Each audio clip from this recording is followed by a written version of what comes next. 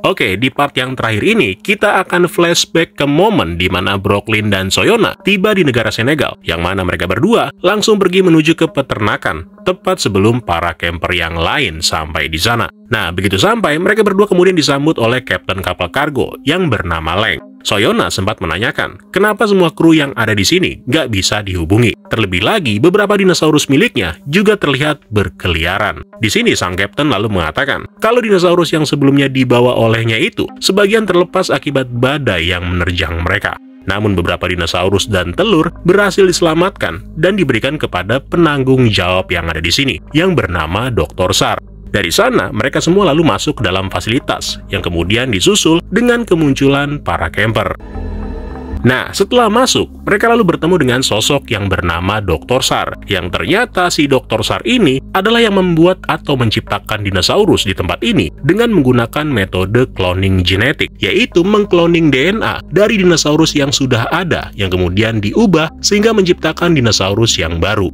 Soyona mengatakan kalau dia sudah melakukan hal ini sejak lama. Awalnya, Departemen Satwa Liar merupakan pemasok utama bagi bisnisnya Soyona. Namun karena permintaan dinosaurus di pasar semakin meningkat, akhirnya Soyona memutuskan untuk membuat dinosaurus milik mereka sendiri, supaya bisa mengcover semua permintaan tersebut. Karena semakin banyak dinosaurus yang bisa dijual, maka akan semakin banyak juga uang yang akan didapatkan. Dr. Sar ini diketahui juga sedang mengembangkan sebuah spesimen baru dengan menggabungkan DNA satu dinosaurus dengan telur dinosaurus yang lain. Makanya mereka juga mengambil telur-telur itu, termasuk telurnya Bumpy, yang nantinya telur-telur itu akan disuntik dengan materi genetik dari dinosaurus yang lain. Jadi DNA yang ada di dalam telur rencananya akan dihapus dan kode genetiknya akan ditulis ulang dengan menggunakan DNA dari spesimen dinosaurus yang lain. Yang artinya setiap bayi yang terlahir dari telur tidak akan menjadi dinosaurus yang seharusnya. Nah, di sini juga akhirnya Soyona tahu tentang keberadaan para camper di Senegal, termasuk bagaimana Kapten Lang dan anak buahnya yang berusaha mengambil telur-telur itu dari tangan para camper.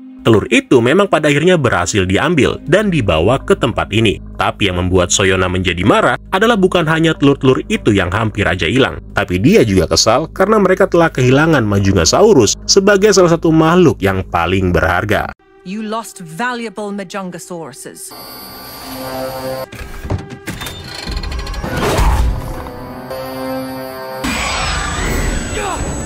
Nah, di saat Atrociraptor lagi sibuk nih mengejar Kapten Lang, Dr. Sar lalu mengajak Soyona pindah ke ruangan lain guna melihat salah satu ciptaannya. Brooklyn yang kebetulan ditinggal sendirian kemudian memanfaatkan kesempatan itu untuk keluar dan berusaha mencari keberadaan dari telur-telur dinosaurus. Dari sana, Brooklyn lalu tiba di ruangan pengawas, di mana dia kemudian mengetahui kalau teman-temannya sedang berada di sana, yaitu ketika Darius, Semi, Yasmina, dan Zaina berhadapan dengan seekor Baryonyx. Jadi si Brooklyn ini rupanya berusaha membantu teman-temannya itu dengan cara menurunkan peti kemas. Termasuk dia juga yang pada akhirnya menyelamatkan Darius pada saat si Darius terjatuh.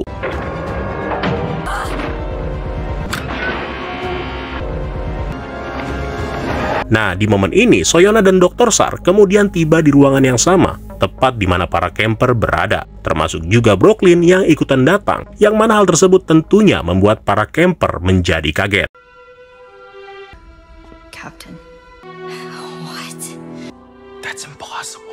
The first and only one of her kind. Come, my dear. No need to be shy. Leukistic Baryonyx. Nah, jadi makhluk yang bernama Leukistic Baryonyx ini merupakan ciptaannya si Dr. Sar, yang mana susunan genetiknya telah diubah sehingga membuat makhluk ini menjadi buta. Namun meskipun begitu, makhluk ini memiliki peningkatan dari segi indera penciuman dan juga pendengaran.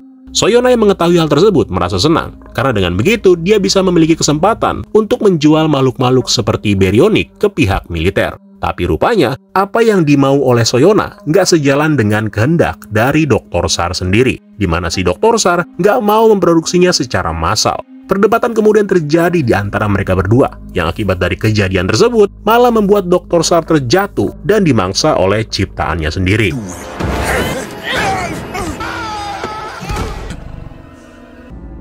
Segera setelah itu, Soyona kemudian meminta Brooklyn untuk mengambil telur yang ada di ruangan observasi. Sementara Soyona sendiri berniat mengamankan semua sampel DNA yang ada di ruangan lain.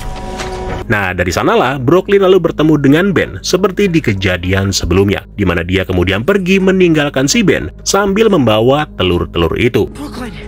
Setelah keluar, Brooklyn lalu bertemu kembali dengan Soyona yang kemudian mengungkapkan bahwa mereka akan pergi ke tempat lain untuk melanjutkan pekerjaan mereka. Namun sebelum itu, Soyona mengatakan kalau dirinya akan meledakkan tempat ini demi menghilangkan bukti-bukti yang ada. Sementara itu, Kenji yang mengetahui tentang Brooklyn kemudian mendatangi si Ben dan menanyakan alasan kenapa selama ini Ben nggak memberitahukan kalau Brooklyn masih hidup. Ben mengatakan bahwa dia nggak tahu harus berbuat apa karena Brooklyn sendiri memang meminta dirinya untuk merahasiakan hal ini kepada teman-temannya, termasuk juga si Kenji. Oke, kita balik lagi ke Soyona dan Brooklyn yang sekarang mereka ini sedang bersiap untuk pergi. Namun tiba-tiba aja mereka dikagetkan dengan kemunculan Dr. Sar yang ternyata dia masih hidup. Tapi bukan cuma itu cuy, Dr. Sar rupanya bisa mengendalikan Baryonyx hanya dengan menjentikan jarinya. Soyona yang mengetahui hal tersebut kemudian memanggil Atrociraptor miliknya untuk menyerang Dr. Sar, sementara dia sendiri lalu pergi bersama dengan Brooklyn. Nah, kejadian unik lalu terjadi di mana Dr. Sar yang awalnya ingin menghentikan Atrociraptor menggunakan Baryonyx tiba-tiba dibuat kaget ketika mengetahui kalau Atrociraptor itu bisa menirukan suara jentikan jari menggunakan lidahnya sendiri. Yang alhasil, Baryonyx ini sekarang malah menuruti perintah dari Atrociraptor. Sementara itu, Soyona dan Brooklyn sekarang sedang berada di ruang kamera pengawas, di mana keberadaan mereka di sini adalah untuk memastikan kalau udah nggak ada lagi orang yang tersisa di dalam fasilitas. Tapi di sini secara nggak sengaja, Soyona malah melihat teman-temannya Brooklyn yang berada di sebuah lorong. Nah, karena pada saat itu Brooklyn nggak melihat ke arah kamera, Soyona kemudian memutuskan untuk mematikan lampu dengan maksud supaya Baryonyx yang ada di sana akan dengan mudah menemukan siapapun. Karena dengan keadaan gelap seperti itu, maka kemampuan indera pendengaran dari Baryonyx akan meningkat drastis. Nah, para camper yang mengetahui situasi itu lalu dengan perlahan mencoba untuk keluar dari sini. Namun baru juga mereka berjalan, tiba-tiba si Baryonyx dan Atrociraptor sudah ada di depan mereka. Dalam kejadian itu, para camper sempat terpojok ketika mereka menemui jalan buntu. Tapi untungnya pada saat itu Brooklyn yang baru aja mau keluar bersama dengan Soyona memilih untuk masuk sebentar dan mengaktifkan alarm.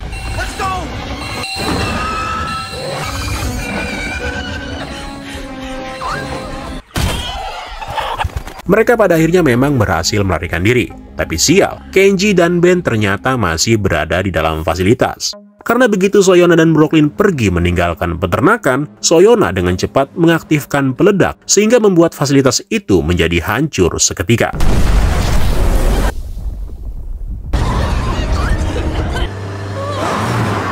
Ya, untungnya Kenji dan Ben berhasil selamat setelah mereka terlihat keluar dengan menggunakan sebuah mobil. Gak berapa lama kemudian, ayahnya Zaina yang bernama Usman yang kebetulan memang lagi mencari putrinya itu tiba-tiba datang ke lokasi. Dan dari sana mereka semua lalu pergi untuk menyusul Ben dan juga Kenji yang sekarang sedang dalam misi mengejar Brooklyn. Namun sayang karena kendaraan mereka terganggu akibat seekor Stegosaurus yang lagi jajan di tengah jalan, alhasil para camper kemudian mengucapkan salam perpisahan kepada Zaina sebelum kemudian mereka melanjutkan pengejaran dengan berlari. Nah, di lain sisi, Brooklyn yang udah tiba di sebuah bandara kecil sempat menanyakan kepada Soyona tentang bagaimana dia akan melanjutkan bisnisnya. Karena dengan hancurnya fasilitas dan juga tewasnya Dr. Sar, maka Soyona sepertinya udah nggak bisa lagi melakukan kegiatan seperti sebelumnya. Namun sebelum dia keluar dari mobil, Soyona menjelaskan bahwa dia akan meneruskan kembali pekerjaan dengan bekerja sama dengan sebuah perusahaan genetika terbesar yang bernama Biosyn. Nah, setelah mengetahui hal tersebut, Brooklyn kemudian berjalan mengikuti Soyona ke arah pesawat. Tapi ketika dia sedikit lagi sampai, tiba-tiba aja Kenji dan teman-temannya menghentikan langkah si Brooklyn. It's really you.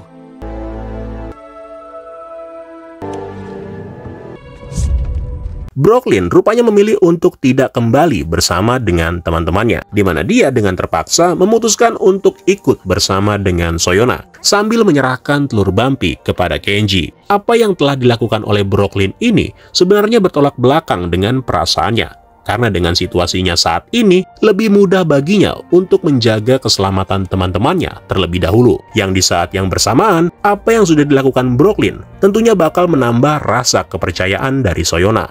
Sehingga dari sana, Brooklyn akan dengan mudah mengikuti semua rencana yang akan dikerjakan oleh Soyona.